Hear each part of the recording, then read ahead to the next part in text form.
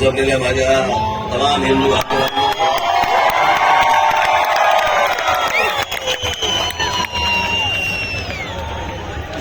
असं वाटतंय सभा सिमल्याला आहे.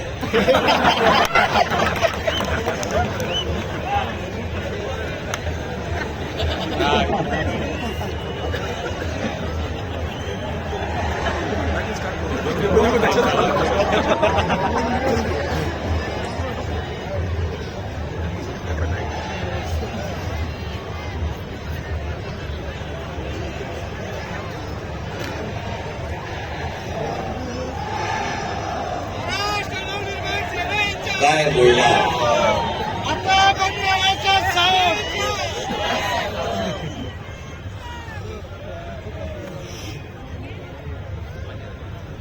जवळपास 5 वर्षानंतर या खास करून महाराष्ट्रामध्ये निवडणुका होत आहेत.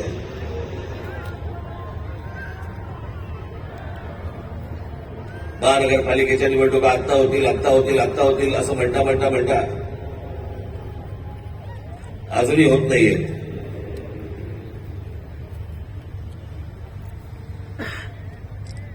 त्याच्यामुळे 2019ला ज्या निवडणुका झाल्या त्याच्यानंतर आज 2024ला निवडणुका होत आहेत आणि सगळे आचारसंहितामध्ये सगळे जागे झालेत. काल मी एक बातमी वाचली की आचारसंहितेसाठी म्हणून निवडणुकीसाठी म्हणून महानगरपालिकेची जेवढी हॉस्पिटल्स आहेत तिकडचे डॉक्टर्स आणि नर्सेस यांना निवडणुकीच्या कामावरती जुंपवलंय.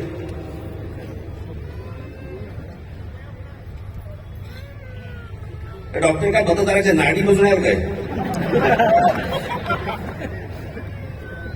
की नर्सेस काय मतदारांचे डायपर बदलणार? ज्याच्यासाठी म्हणून त्यांची नेमणूक केलेली आहे, ज्या रुग्णांसाठी म्हणून नेमणूक केलेली आहे तिथे ते नसावेत का?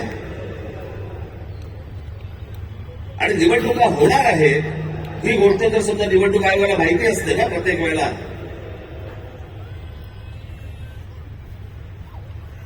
एक पॅरलल फळी का नाही उभी करत तुम्ही? दरवेळेला आपल्या काहीतरी शालेय शिक्षक घ्यायचे, नर्सेस घ्यायच्या, डॉक्टर्स घ्यायचे, हे कुठचे उपद्व्याप?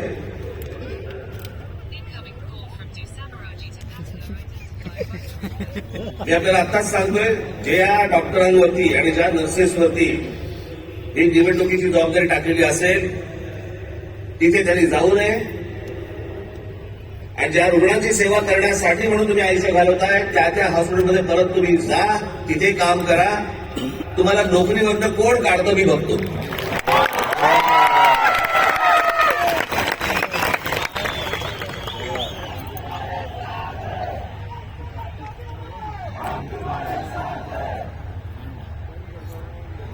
आज सगळेजण तुम्ही महाराष्ट्राच्या कानाकोपऱ्यात सर्वजण आलात. सर्वप्रथम मी आपल्या सर्वांना मी गुढीपाडव्याच्या मनपूर्वक शुभेच्छा देतो.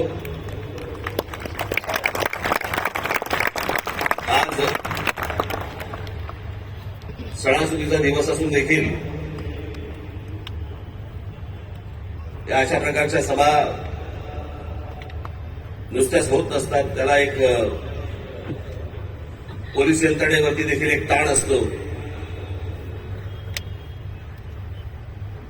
पण आपल्या सणासुदीच्या दिवशी सगळ्या गोष्टी बाजूला सारून अशा कामाला ज्यावेळेला पोलीस माझे सहकारी ज्यावेळेला जुंपलेले असतात त्या सर्व पोलीस अधिकाऱ्यांचे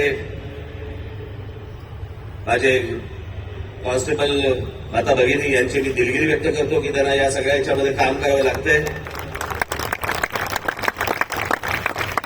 पण तुम्हालाही मनपूर्वक गुढीपाडव्याच्या मनपूर्वक शुभेच्छा.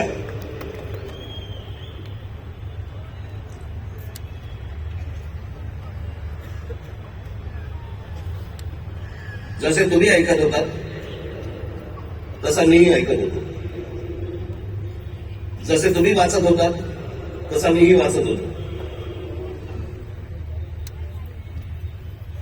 त्या अमित शहाच्या भेटीनंतर जे काही चक्र सुरू झाली, तर हे आमचे बांधव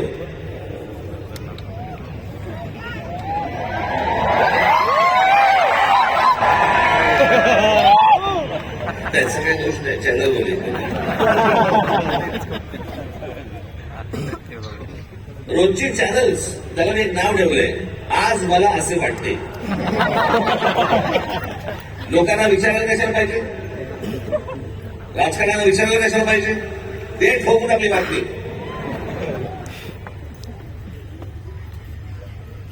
वाटते त्या बातम्या चालू होत्या, वाटते त्या बातम्या मी आपल्या एन्जॉय करत होतो. काय बोलायचं ते बोला, मला जेव्हा बोलायचं तेव्हा मी बोलेन. अमित शहाना भेटायला गेलो दिल्लीला.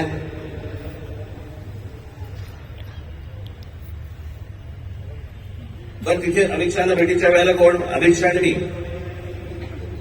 तुम्हाला कुठं कळलं?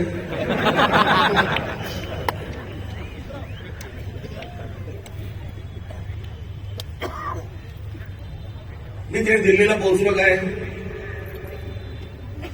राज ठाकरेंना 12 तास थांबायची वेळ आली. अरे कथाड्या दुसऱ्या दिवशीची भेट होती, 12 तास थांबायची कुठून झाली? आदल्या दिवशी पोहोचलो की रात्री, त्यात थांबायचा काय विषय आला? पण हे थांबत नाही, मला असे वाटते.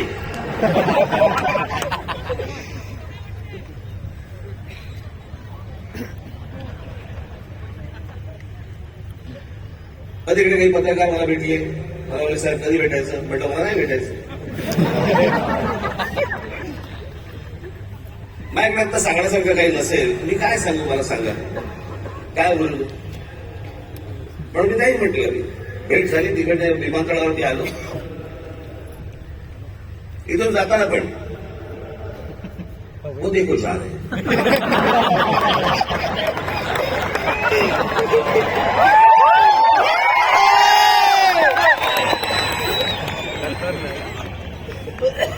हल्ली हे असतात, पूर्वी ते आचारसंहितामध्ये असायचे, कुठेही कॅमेरा घेऊन जायचे.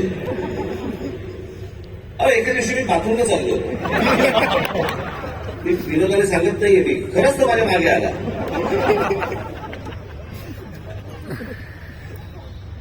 म्हटलं पुढे काय करायचं ठरवलंयस?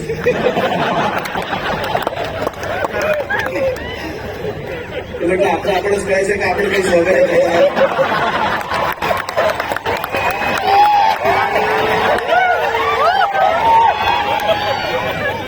कुठे जरा मोकळीक म्हणून जाईल. मी इथे माझ्या इकडे घराच्या बाहेर पत्रकार विचारते बसलेले असतात, त्यांना काही मी म्हटलं अरे एखादी गोष्ट ठरली, समजा निवडणुकीच्या संदर्भात ठरली, तर मी येऊन सांगितलं ना की लपून लपून निवडणुका लढेल, कोणाला सांगू नको, मतदारांना कळवू नको मी निवडणूक लढवतोय.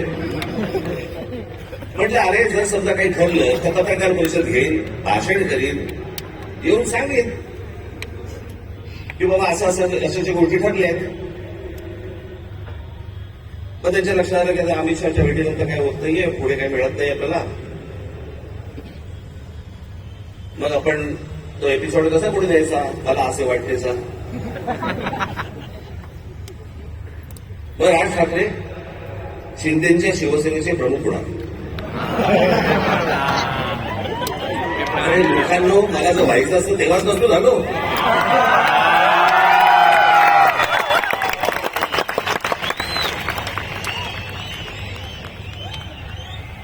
या माझ्या घरी इथे जवळपास 32 आमदार, 6-7 खासदार, आपण एकत्र बाहेर पडू आणि काय मग नंतर माझा महाराष्ट्र दौरा सुरू झाला. तोपर्यंत इकडे सगळी काही बांधणी सुरू होती. मी आता काही नावं नाही घेत कोणाची. आणि यांना वाटलं मी काँग्रेस मध्ये जनसत्ता होती त्यांची, जॉईन होणार बाकीच्यांसारखा.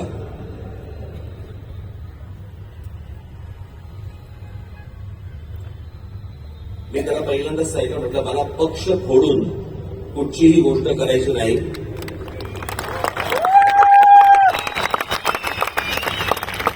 आता म्हटलं माझ्या मनात विचार नाहीये, पण जर उद्या जर समजा मी काही केलं, पाऊल उचललं तर स्वतःचा राजकीय पक्ष काढीन, पण कोणाच्या हाताखाली काम करणार नाही.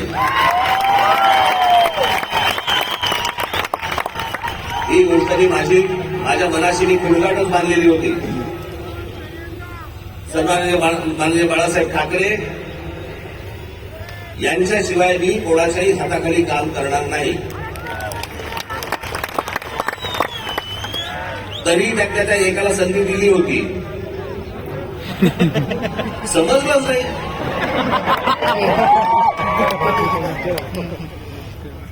जाऊ दे, पण तो जरा भूतकाळ. त्याच्यामुळे असल्या कोणत्याही गोष्टींवरती तुम्ही विश्वास ठेवू नका. मी कोणत्याही शिवसेनेचा प्रमुख अध्यक्ष काही होणार नाही. मी जे अपत्य जन्माला घातलेलं आहे महाराष्ट्र नवनिर्माण सेना याचा मी फक्त अध्यक्ष राहणार.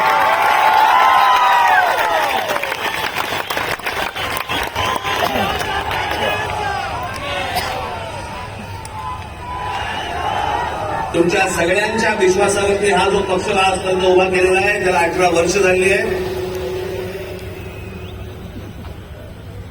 ही असली गोष्ट माझ्या मनाला शिवत देखील नाही.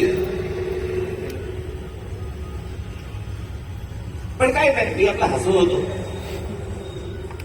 कारण त्यांचं काही करू शकत नाही आपण. आज मला असं वाटतंय वेगवेगळ्या बातम्या वेगवेगळ्या गोष्टी येऊ द्या. मी आता काही गोष्टी लिहून आणल्या होत्या तेव्हा. मग ते काहीतरी जागा वाटप,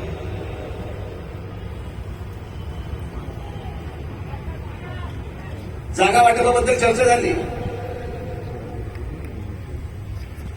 पण मी तुम्हाला खरं सांगू ना, मी शेवटचा जागा वाटपाच्या चर्चेला जो बसलो होतो 1995 साली, त्याच्यानंतर मी आजपर्यंत जागा वाटपाच्या चर्चेला मी कधी बसलो नाही. त्याच्यामुळे माझं टेम्परामेंटच नाही. 2 तू घे, 4 मला दे, मग ही नको, 3 तू घे, तू घे, मला इथे सांगतो, ह्याला इथे. मला ते जमत नाही, माझ्याकडनं होणार नाही, माझ्याकडनं जमणार नाही.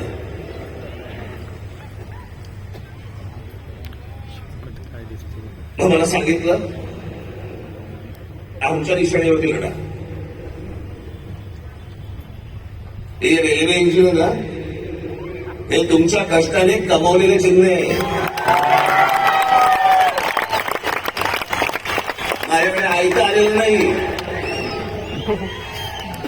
सहज आले चिन्ह म्हणून तुम्ही त्याच्यावर लढवायचं अजिबात नाही.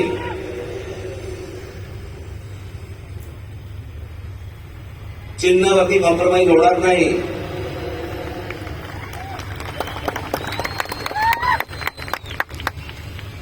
दिल्लीला गेलेले हे ठाकरे पहिलेच. पत्रकारांना माहीत नसतं, काही माहिती नसतात, जुन्या गोष्टी काही कल्पना नसते. आत्ताच्या काही गोष्टी माहिती असतात, त्याच्यावरती आपले बस रेटायचं.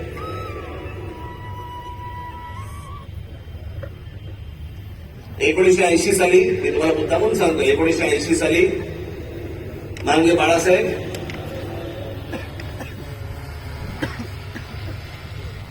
ते दिल्लीला इंदिराजींना भेटायला गेले होते, संजय गांधीला भेटायला गेले होते. आणि भेटीला जायला काय प्रॉब्लेम मला कळत नाही. मला अनेक लोक येऊन घरी भेटतात, म्हणून मी काय समजायचं ते आता माझ्या घरी भेटायला आलेत मला. आता असं नाही समजत. कोणी कोणाकडे भेटायला जात असतात, गोष्टी लोक जात असतात, त्यात मोठेपणा आणि कमीपणा नसणार. अहो वर्ष 1.5 वर्ष झाले आपले महाराष्ट्राचे मुख्यमंत्री माझ्याशी बोलतायत, आपण एकत्र आलं पाहिजे, आपण एकत्र काहीतरी केलं पाहिजे. म्हटलं शी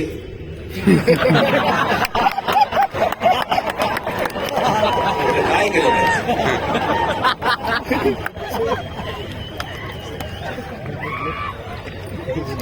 असं वर्ष 1.5 वर्ष ऐकतोय. मग मी शेवटी एक काम केलं. मी म्हटलं बाबा मला समजे ना, मला देवेंद्रजी पण सांगत होते, फडणवीस एकनाथजी पण सांगत होते आपण एकत्र आलं पाहिजे, एकत्र आलं पाहिजे. म्हटलं पण एकत्र आलं पाहिजे म्हणजे काय.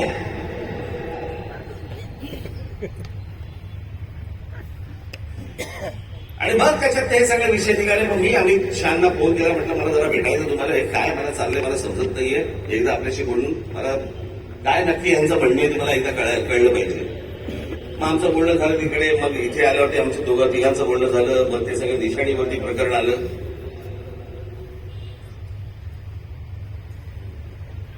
मग लगेच सुरू झाले एका भेटीत, एका दौऱ्यात मग आता त्या लाव रे तो व्हिडिओचं काय होणार?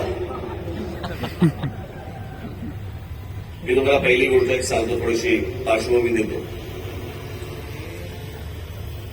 माझा जन्म ज्या घरात झाला त्या घरामध्ये शिवसेनेचा जन्म झाला.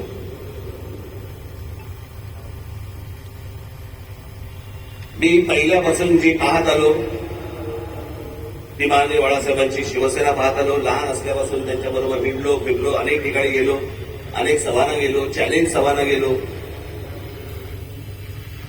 त्याच्यामुळे माझ्या आयुष्यातला एकमेव देवाचा पक्ष होता तो म्हणजे शिवसेना. 1984 साली थोडा काही काळासाठी असेल, पण 1988-89च्या आसपास प्रामुख्याने भारतीय जनता पक्ष आणि शिवसेनेची युती झाली. आणि ती युती झाल्यानंतर शिवसेनेबरोबर जर सर्वाधिक माझे संबंध कोणाबरोबर आले असतील तर ते भारतीय जनता पक्षाबरोबर आले. आमच्या गोपीनाथराव मुंडेंबरोबर आले, प्रमोद महाजनांबरोबर आले, आमच्या नितीन गडकरींबरोबर आले.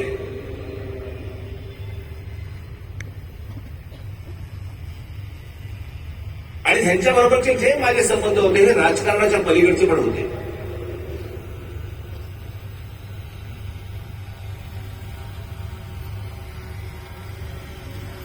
माझा संबंध कधी काँग्रेस राष्ट्रवादी खूप नंतर, पण काँग्रेसवाल्यांशी माझा तसा संबंध कधी आला नाही.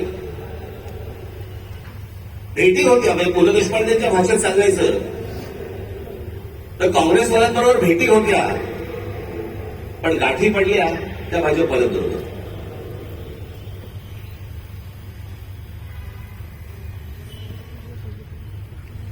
त्याच्यामुळे अनेक वेळाला त्यांच्याबरोबर माझे अगदी चांगले संबंध तेव्हापासून प्रस्थापित झाले. आमचे प्रमोदजी गेले, मग त्या दरम्यान मी गुजरात दौऱ्यावरती गेलो. नरेंद्र मोदी यांच्याबरोबर माझे संबंध प्रस्थापित झाले. मी गुजरात पाहिला. त्यावेळेला खूप चालू होतं की गुजरातमध्ये कशा प्रकारची प्रगती होते, कशा प्रकारची डेव्हलपमेंट होते.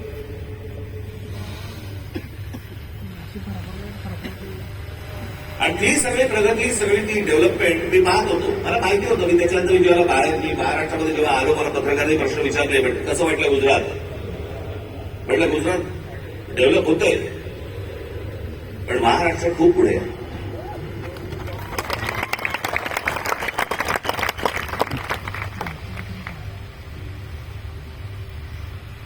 आणि मग त्या वेळेला ते जसे जसे त्यांच्याबरोबरचे संबंध माझे प्रस्थापित व्हायला लागले, एक वेळ आली या देशामध्ये राज ठाकरे पहिला माणूस होता ज्यांनी या देशाचे पंतप्रधान नरेंद्र मोदी व्हावेत असं बोलणारा पहिला माणूस मी होतो. त्यांच्याही पक्षातलं कोणी बोललं नव्हतं तोपर्यंत. मला असं तेव्हा वाटलं की बाबा आपला एक स्वतःचा विचार असतो, त्याच्यात माणसं बोलत असतात, माणसं काही गोष्टी सांगत असतात, माणसं स्वप्न दाखवत असतात. स्वप्न सत्यामध्ये उतरावी अशी प्रत्येकाची अपेक्षा असते, आशा असते. आणि मग ज्या वेळेला 2014ची निवडणूक झाली, 2014च्या निवडणुकीच्या अगोदर मी काही अनेक भाषणं त्यांची ऐकत होतो. आणि 2014ची निवडणूक झाल्यानंतर मला असं वाटलं, अरे मी जे ऐकत होतो ते आता मला या 5 वर्षात दिसत नाहीये. काहीतरी वेगळ्याच गोष्टी दिसत आहेत. नोटबंदी काय दिसते, बुलेट ट्रेन काय दिसते. मी तुम्हाला आजही सांगतो, ज्या गोष्टी मला पटलेल्या नाहीत त्या मला पटलेल्या नाहीत. उद्या कितीही संबंध परत चांगले झाले किंवा नाही झाले तरी ज्या गोष्टी मला चांगल्या वाटल्या स्वागत करणार, ज्या गोष्टी नाही पटल्या विरोध करणार. आणि ज्या माणसावरती सर्वाधिक विश्वास असतो, 30 वर्षानंतर राजीव गांधींची सत्ता आली होती 1984 साली, त्याच्यानंतर 20-30 वर्षानंतर एका माणसाच्या हातात या देशाचं बहुमत आलं. विचार करतो या देशाचं काय काय गोष्टी होऊ शकतात, काय काय गोष्टी घडू शकतात.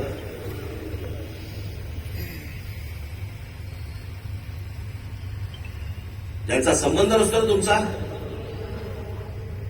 त्याच्याकडे तुम्ही दुर्लक्ष करता, दोन शिव्या असताना दुर्लक्ष करता. पण ज्यांच्यावरती प्रेम असतं, ज्यांच्यावरती विश्वास असतो, त्याला ज्या वेळेला कोणीतरी तडा जातोय असं दिसायला लागलं, तर तो जो राग आपला असतो, तो राग आणि माझा राग तर टोकाचा आहे. मी महाराष्ट्रावरती प्रेम करतो, महाराष्ट्रातल्या मराठी माणसांवरती प्रेम करतो, महाराष्ट्रातल्या मराठी भाषेवरती प्रेम करतो, टोकाचं प्रेम करतो.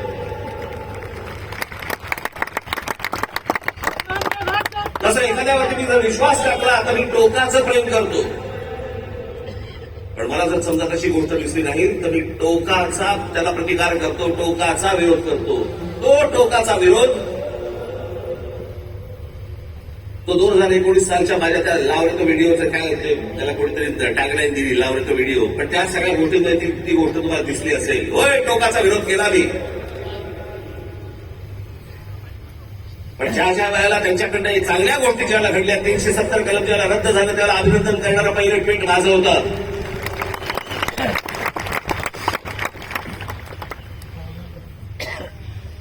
गेल्या 5 वर्षामध्ये ज्या गोष्टी चांगल्या गोष्टी घडलेल्या आहेत त्याचं अभिनंदन केलंय, स्वागत केलेलं आहे. एनआरसीच्या बाजूने मोर्चा काढलेला आहे. जी गोष्ट योग्य ती योग्य, जी गोष्ट अयोग्य अयोग्य. या देशाने अमिताभ बच्चन यांच्यावरती प्रेम केलं, मीही प्रेम केलं. पण ज्या वेळेला एक माणूस ज्यावेळेला मला असं वाटायला लागलं की अरे एका प्रांताचा विचार करतोय, मला नाही पटलं. पण त्या सगळ्या गोष्टींमध्ये जर समजा तुम्ही बघितलं तर त्याच्यामध्ये व्यक्तिरेखा कुठेही नव्हती.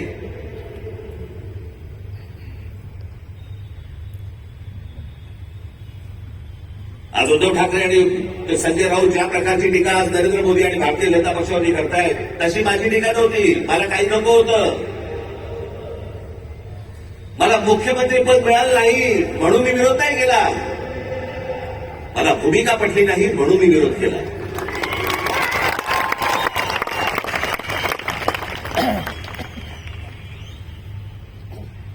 आज हे विरोधामध्ये बोलतायत.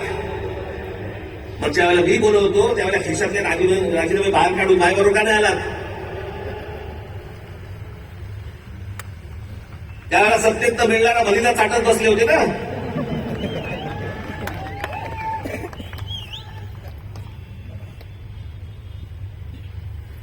आज ह्याला या गोष्टी सुचतायत.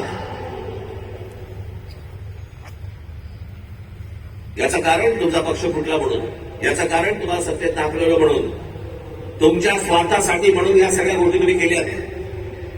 मी त्या गोष्टी नाही केल्या. मला भूमिका नाही पटली म्हणून मी विरोध केला. मला त्याच्या बदल्यात काही हवं होतं म्हणून नाही विरोध केला.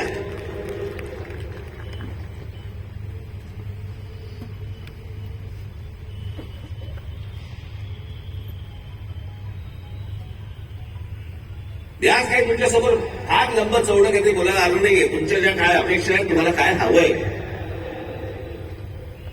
ते सांगण्यासाठी आणि मांडण्यासाठी म्हणून मी तुमच्या समोर आलोय. आज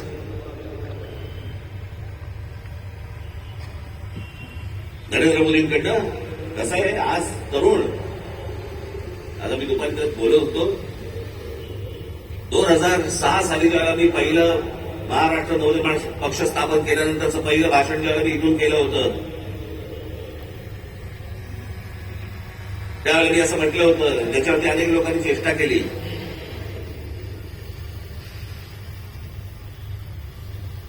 मी म्हटलं होतं की माझ्या महाराष्ट्रामधला शेतकरी हा जीन्स घालून ट्रॅक्टरवरती बसलेला मला शेतकरी मला अपेक्षित आहे, हवा आहे भविष्यात.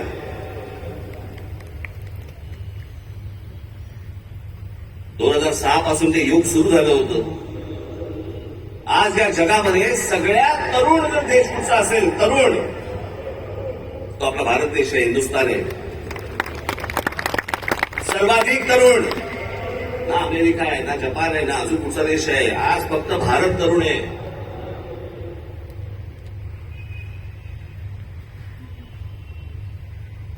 या तरुणांना, या तरुणींना शिक्षणाची गरज आहे, चांगल्या शिक्षणाची गरज आहे, तंत्रज्ञानाची गरज आहे. उत्तम नोकऱ्यांची गरज आहे, उत्तम व्यवसायाची गरज आहे, त्याच्यासाठीच्या मार्गदर्शनाची गरज आहे. त्याच्यासाठी म्हणून राज्य सरकार आणि केंद्र सरकारने आता काम केलं पाहिजे. आणि तेच बोलत होतो, आता जवळपास 18 वर्ष ती निघून गेली, उरले फक्त 10 वर्ष. 10 वर्षानंतर हा देश पुन्हा वयस्कर व्हायला लागणार. तरुणांची संख्या कमी होणं माझी नरेंद्र मोदी यांच्याकडनं आज अपेक्षा आहे की बाकी सगळं सोडा, या तरुणांकडे, या भारतातल्या तरुणांकडे पहिल्यांदा लक्ष द्या.